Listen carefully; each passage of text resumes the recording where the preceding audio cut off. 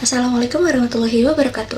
Perkenalkan, namaku Azkia Sahabat Ramani dari Program Studi Manajemen Dakwah, Fakultas Dakwah dan Ilmu Komunikasi, kelas 1C dengan NIM 12513209194. Nah, sebelum ke inti video ini, aku mau terima kasih sama Allah Subhanahu wa taala karena udah mempertemukan aku sama teman-teman yang di kelas aku, teman-teman angkatan aku, teman-teman fakultas aku. Yang paling penting mempertemukan aku sama dosen yang baik dan peduli sama kita. Yang kedua, semoga kita dapat syafaat Nabi Muhammad SAW. Selanjutnya, aku bakal terima kasih sama diri aku sendiri karena udah melewati fase semester 1 ini bersama teman-teman, bersama para dosen yang alhamdulillah lancar.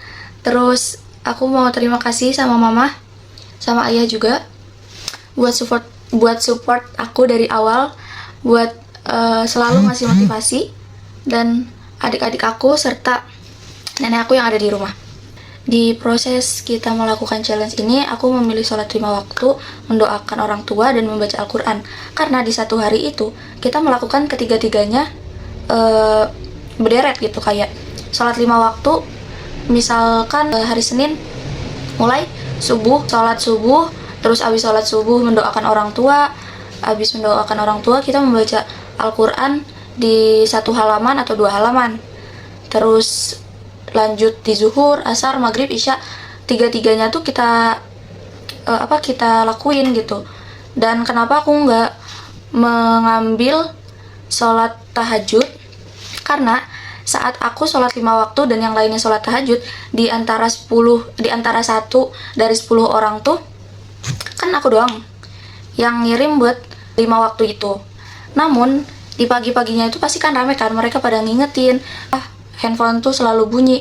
Jadi akhirnya aku kebangun, dan secara nggak sengaja itu buat aku juga mau ikutan gitu, walaupun aku nggak ikut di challenge yang itu. Dan yang mendoakan orang tua emang rata-rata sih milih ini. Yang ketiga, membaca Al-Quran. Kenapa aku milih membaca Al-Quran? Di akhir tahun ini aku mau ngeberesin hataman di 1 tahun minimal gitu, karena udah mepet banget, udah Desember. Terus selama 10 hari itu yang aku alamin kayak subuh-subuh tuh ke Masjid Fatullah gitu, dari kos jalan kaki sendiri. Terus ternyata ibu-ibu sekitar tuh nggak cuma 1-2 orang yang berjamaah. Abis jamaah kita baca Al-Quran di sudut yang paling enak lah. Ada yang di sebelah kanan, ada yang sebelah kiri, ada yang di tengah. Aku milih di tengah sebagian belakang. Nah, yang kedua, mendoakan orang tua. Di mendoakan orang tua itu aku jadi selalu ingat jasa-jasa, terus apa yang mereka berikan seperti support dan yang lainnya. Yang ketiga, membaca Al-Quran. Nah, di membaca Al-Quran ini aku jadi jadi semangat buat itu tadi, menghatamkannya. Serta aku suka banget buat baca-baca arti yang di sampingnya, karena arti-arti itu tuh bikin kita kayak lebih ngerasa deket aja gitu. Nah, pengalaman selanjutnya aku pas hari Jumat pulang. Hari Jumat malam tuh aku pulang ke rumah, terus subuhnya tuh aku di musola, dan ternyata di zuhur dan asarnya aku ke musola jalan sendiri. Terus ternyata nggak ada orang. Akhirnya ya Allah, nggak apa-apa kali ya buat foto dari belakang. Kalau di depan tuh gak ada orang sama sekali, bener-bener aku doang. Dan beberapa hari itu sampai hari Senin aku baru pulang lagi ke kos dan melanjutkan seperti biasanya.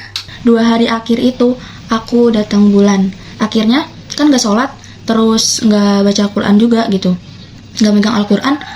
Akhirnya aku diganti buat baca buku. Terus bukunya itu ditulis di kertas, bukunya apa, penulisnya siapa, dan isinya itu apa aja dengan singkat. Jadi 2 hari itu aku cuman membaca buku sama mendoakan kedua orang tua. Terima kasih.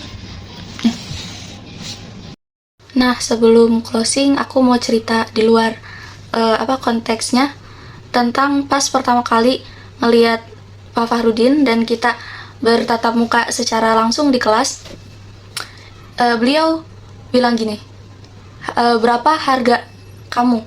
Kan kita mikir ya, harga apa yang harus dihargain gitu. Berapa value kamu gitu.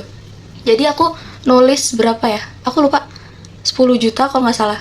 Dan itu ternyata membuat aku mikir kalau oh iya ya, kita bisa mencari motivasi, mencari semangat hidup dengan cara kita menulis apa yang kita mau, dan kita harus melakukan gimana caranya kita bisa dapat segitu. Kalau misalnya kita cuman mau 10.000, 20.000, ya udahlah kita bisnis kecil aja. Tapi di mindset yang orang-orang buat, miliarder dan yang lainnya buat, ternyata lebih tinggi dari itu. Terus ada podcast video yang aku lihat, Najwa Shihab bilang gini, kalau kamu membuat mimpi, terus mimpi kamu itu gak bikin kamu takut, kayak mimpinya tuh cuma segini, terus sebenarnya ada mimpi yang lebih tinggi yang kamu lebih takut bakal kecapai gak ya gitu. Nah tadi kan bahas mimpi ya, mimpi itu kalau mimpinya rendah kamu gak bakal takut. Buatlah mimpi yang tinggi yang seakan bikin kamu tuh takut. Yang tadi takut buat kayak aku bisa nyampe gak ya dari bawah sini ke mimpi yang ini. Jadi kalau mimpinya gak besar ya nggak bikin menantang gitu. Di momen yang kedua aku ingat beliau pernah nanya, lupa tanggal berapa tapi kayaknya ada di buku, siapa orang yang bikin kamu atau hidup kamu tuh berpengaruh, siapa? Nah aku tuh ditanya setelah 3 atau 4 orang gitu. Nah setelah itu aku ditanyakan, tahu gak yang lain tuh jawabnya orang tua, terus jawabnya guru, dan itu memang tidak salah karena persepsi mereka. Orang yang mempengaruhi hidup itu bisa jadi dari guru, bisa jadi dari orang tua. Tapi aku jawabnya diri aku sendiri. Kenapa? Karena emang itu kalau bukan kita yang jalan, gak bakal nyampe. Di diri kita itu harus ada niat yang bisa bikin kita jalan.